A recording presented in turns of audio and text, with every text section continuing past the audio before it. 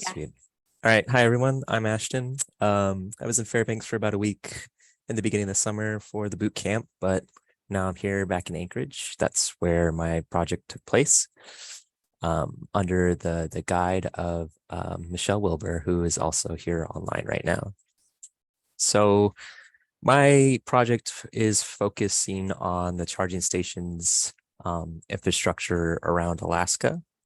Um, Specifically, I wanted to create an interactive map that showed theoretical placements of charging stations in the state to help model optimal placement for charging stations.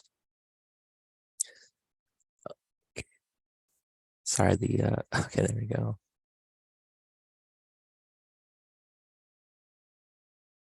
All right. So overview of the presentation. I'm just going to go over why my project is useful, and how I researched and implemented my project, and then the methods I used to accomplish that. And then I'll show you some visuals of my final project, and of course the lessons I learned, and we'll conclude from there. So the charging infrastructure in Alaska is currently under development. There's actually a national plan called the NEVI plan, which stands for the National Electric Vehicle Infrastructure Program. So in that program, they specify that they want at minimum 50 miles apart for charging stations placed on road systems. Currently, the Alaska Energy Authority is in charge of dealing with that. They have been focusing on the alternate fuel corridor from Anchorage to Fairbanks, and getting 50-mile placements of charging stations down that road. The rest of the nation is pretty much on target with that specific national plan. But the idea is that the government will subsidize the charging stations for whatever private company wants to place them down. So the goal of my project was to create a visual of theoretical charging stations, and display this charging infrastructure on a dynamically placed map, and then develop an algorithm that would let you place theoretical charging stations along the roads, with the condition that it looks for any existing energy or charging station infrastructure. Okay, so how did I accomplish this? It was a lot of work. I used a lot of different open source programs. I've heard from the previous students that they all got to use proprietary programs, which can have a lot of issues with documentation, as you heard Karsten say, and then also just be probably a little bit more frustrating to deal with overall. But the good thing about open source programming is that it is very well documented, and there are hundreds of thousands, if not millions, of contributors to each one of these libraries. So for displaying an interactive map, I decided to go with Leaflet, which is a JavaScript tool library that allows you to manipulate map data. To display tiles on the map, I used OpenStreetMaps. A tile is basically just a picture of a geographical section of a world map. So that was really nice to have, and it's also open source. All this is open source, I think. And then to program, I use JavaScript, CSS, and HTML to develop the web page. All three of which are just basic languages used to manipulate and display data on the World Wide Web. So I had to pull data for both the roads system and for the charging station infrastructure. The federal government has the charging station infrastructure up on their U.S. Department of Energy's webpage. I think they even have right now under construction charging stations too. When I place them on the plot, you'll see later. So the road data I actually pulled from the Alaska Department of Transportation. They have an ArcGIS stationary map online that I was able to grab all the road data for. And then for the programming end of things, I used Pandas and GeoPandas, which are both libraries used for data manipulation. GeoPandas in specific manipulates geographical data. And then most of the programming done with the algorithm I developed is done in Python. So that's how I accomplished all that. This is a static picture. Since I'm sharing my screen, I'm just going to go ahead and pull up the picture of the dynamic map. So this website was created by me, and it's being hosted right now just on a GitHub page, which also includes all the programming used to create the map. So what I did was I took road data that was 50 miles or large or long. So that also includes like weird roads like the Prince of Wales Island down here. But mostly I just focused on the mainland right over here. So what we have is 3 different charging station representations. Red is the theoretical charging stations that my program used to plot along the road system. Blue is just already placed charging stations in Alaska, and yellow is charging stations that are under construction. So the program basically just plots the theoretical charging stations every 50 miles along each road system. Each road is isolated by itself. So if you see interesting data points like up in Fairbanks where there's 2 theoretical stations that are pretty near each other, it's because the roads are in isolation. They don't see anything but the road it's on. And then it also only goes one way. So it goes down this road towards Fairbanks. And so it doesn't even check for the charging station in Fairbanks on this way. But those are just some trials and tribulations that I have to figure out with the programming into things. So I'll go back to the slideshow really quick.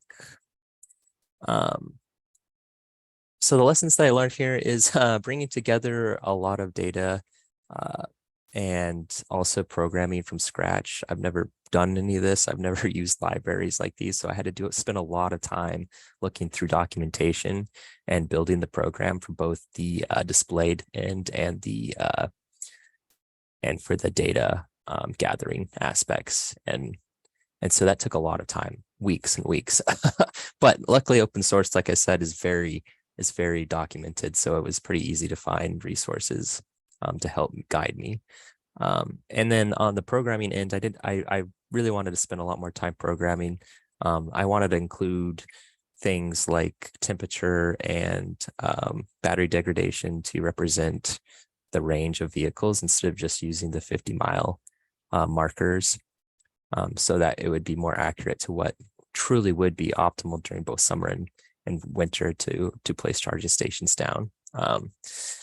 Yeah, and the advice I'd give people who would come and pick up this project is to definitely spend a lot more time developing program and developing that by really sitting down and thinking about how to program a project like this, because that's what happened to me. I ran into a lot of hurdles when I was developing the Python code, and I realized I needed to think about a lot more conditions and nuances when plotting the stations down on the charging infrastructure. So yeah, the web map was created, and it could be used by Alaska Energy and Authority to develop their charging station infrastructure in the future.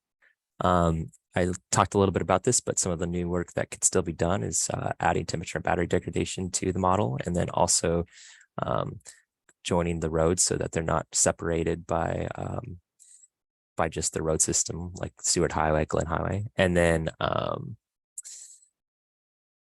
open source software is awesome, but requires a lot of time to spend researching. And then I'm very happy what I've got to learn in this internship so far.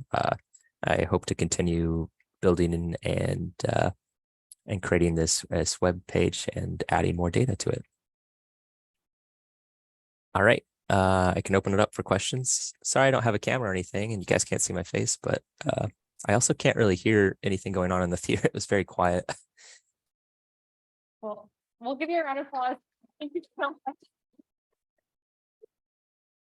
much. I can pass this around for any questions in the room. I've got one. Okay. Here you go. There's a question. A question, but a comment. You might consider also the actual feasibility of the location of the charging stations, because it's going to be dependent on whether the power available, and if there's a roadside cloud or something to that effect, where a vehicle could safely stop and recharge. Yeah, there's actually someone in the chat that asked if the map take power availability into account, which it absolutely does not. If you see the picture, there's the Dalton Road. I'm pretty sure it doesn't have any power along it, and neither does the Taylor Highway. So you couldn't even realistically put a charging station down there right now. And so, yeah, the map also needs to take in data about whether or not it's even feasible to put a charging station down. Which still needs to be done. Hey, Ashton. So you said your model used distance as the variable for plotting these points. What other variables did you use? The only other conditionals that were there were seeing if an existing, well, I could, Lauren, I could talk about the code with you later because it's pretty in depth, but like for people who aren't super aware of programming, basically what I did was I took box plotting, which just looked in a like 1 mile radius around each road to look for other charging stations. So that was another thing that it did before plotting a charging station. It would check if within 50 miles there were other charging stations around it before plotting. Then it's supposed to also take in other data like temperature, battery degradation, and then hopefully eventually power availability. See if, yeah. I'm pretty sure Lauren asked that question. Yeah. It sounded like only the programmers would ask questions like that. Okay. Cool. Do we have any more in-person questions? Okay, Dave. I noticed the URL of your GitHub static website. I want to make sure that as you wrap up and think about this, that we have it captured on our ACEP side of the GitHub organization thing. So reach out if you need assistance in that, because this is pretty cool. And I want to make sure we can look at it and poke at it later in life. Sorry, who said that? This is Dane. Dane. Okay, I'll send it to you. It's already open. So yeah, it's publicly accessible. Dane. Fantastic. Another quick question. How do you come out to 50 miles? Could be 60, 40, or 30? Yeah, you could change that variable, but that specific mileage was taken from the Alaska Energy Authority's NEVI plan, which was their implementation of the federal government's plan to place charging stations along road systems. It was a requirement to get federal funding to place charging stations within 50 miles of each other on a road system, so that a car wouldn't have any range anxiety of getting from point A to point B. You would always have a place to charge up. Great, thanks. Okay, thank you so much, Ashton. I know everyone here really enjoyed your presentation. Lots of ACEPers giving kudos in the